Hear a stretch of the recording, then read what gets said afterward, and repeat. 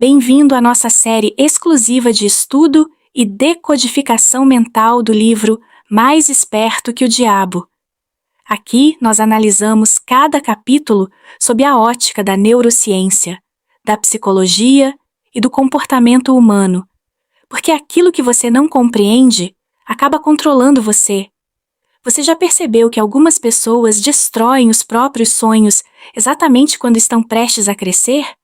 Elas estudam, planejam, compram cursos, definem metas, dizem que agora vai ser diferente, mas quando chega a hora de agir, elas travam, procrastinam, desistem e voltam exatamente para o mesmo lugar de onde tentaram sair.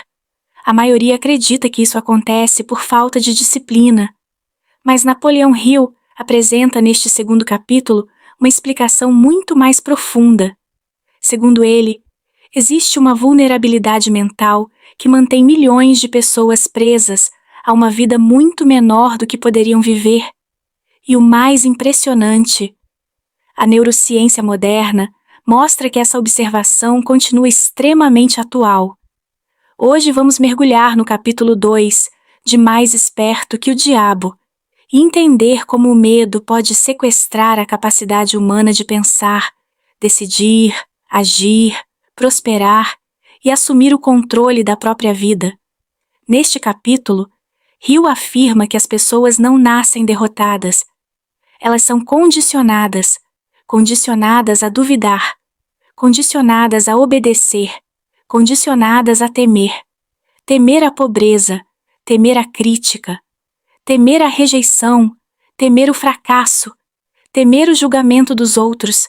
E quando o medo assume o controle da mente, algo muito interessante acontece dentro do cérebro. A amígdala cerebral, estrutura responsável pela detecção de ameaças, aumenta sua atividade.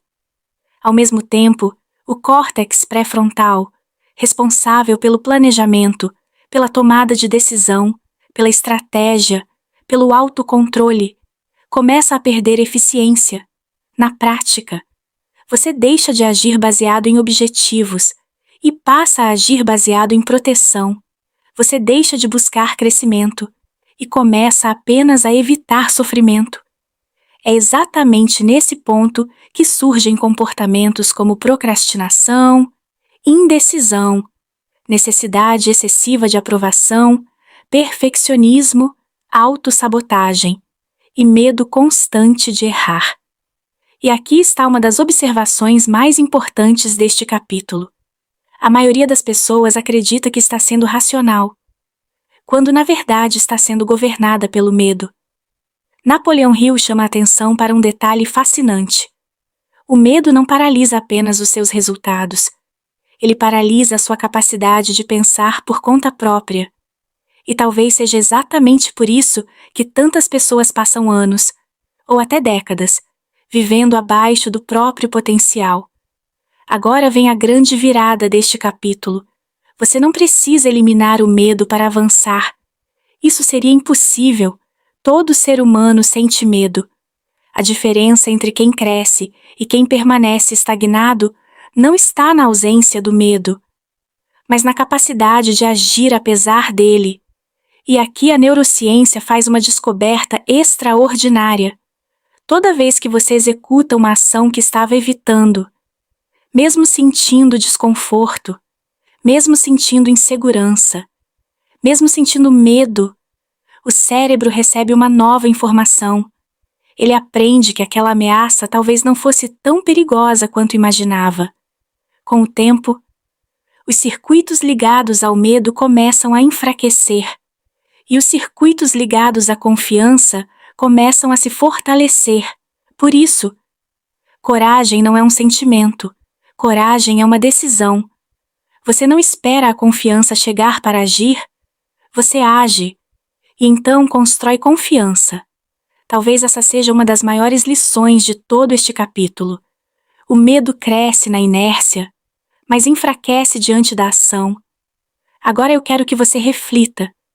Qual decisão você está adiando neste momento por medo? Qual projeto? Qual mudança? Qual conversa? Qual oportunidade? Qual sonho? Porque talvez o maior obstáculo da sua vida não esteja no mundo lá fora. Talvez ele esteja dentro da sua própria mente. E talvez hoje seja o dia de começar a mudar isso. Se este conteúdo fez sentido para você, inscreva-se no canal, ative as notificações e escreva nos comentários a frase "Eu assumo o controle". Porque toda transformação começa quando alguém decide parar de ser governado pelos próprios medos e assumir a responsabilidade pela própria vida. Nos vemos no próximo capítulo da nossa jornada por Mais Esperto que o Diabo.